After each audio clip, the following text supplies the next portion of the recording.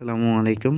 দেখো আজকের এই ভিডিওতে আমরা জারক ও বিজারক কীভাবে সহজে চেনা যায়, জাস্ট এক দুইটা নিয়ম পড়বো আর কিছুই না, সব পারবা। ঠিক আছে, দু একটা ব্যতিক্রম থাকতে পারে, তবে বেশিরভাগ তুমি এগুলো পারবা।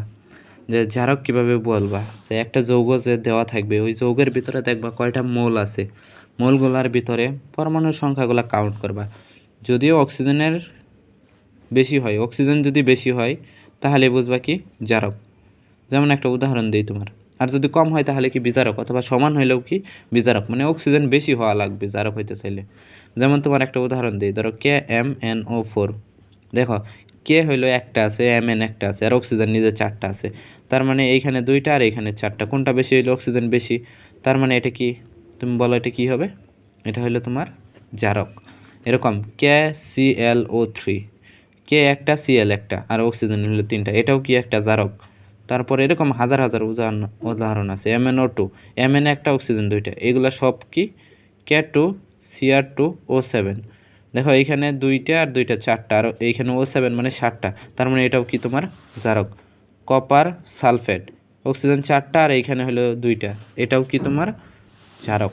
ঠিক আছে, এখন আমি বলছি বিজারক কোনগুলা, যদি সমান হয় অথবা কি হয় কম হয় তাহলে বিজারক। যেমন H2C2O4, এখানে দেখো অক্সিজেন চারটা আর এইখানেও চারটা, তার মানে এটা বিজারক। তা আরও উদাহরণ আছে বইয়ের ভিতরে দেখবা, Na2S2O3, এইখানে হলো চারটা আর এইখানে তিনটা, তার মানে এখানে কম আছে অক্সিজেন, তার মানে এটাও তোমার বিজারক। এরকম আরও উদাহরণ আছে। আবার ধরো H2O2, ঠিক আছে, H2O2 আসলে ওটা বিজারক প্লাস জারক দুইটাই, এখানে দেখো সমান সমান আছে।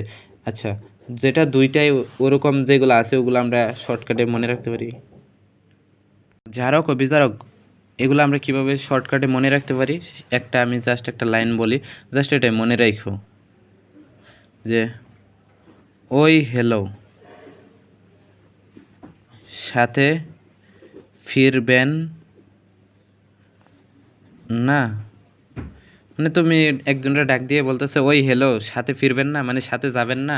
এটা দিয়ে তুমি মনে রাখতে পারো। ওই মানে O3, হ্যালো মানে তোমার কি, তোমার H2O2 অথবা HNO2, এই দুইটা জিনিস সাথে, এটা তোমার SO2, ফিরবেন FeSO4, না NO, নো। ঠিক আছে, এটা দিয়ে তুমি কি মনে রাখতে পারবা, এগুলো সব তোমার কি দুই ধরনেরই, জারক এবং বিজারক দুইটা হিসেবেই কাজ করে।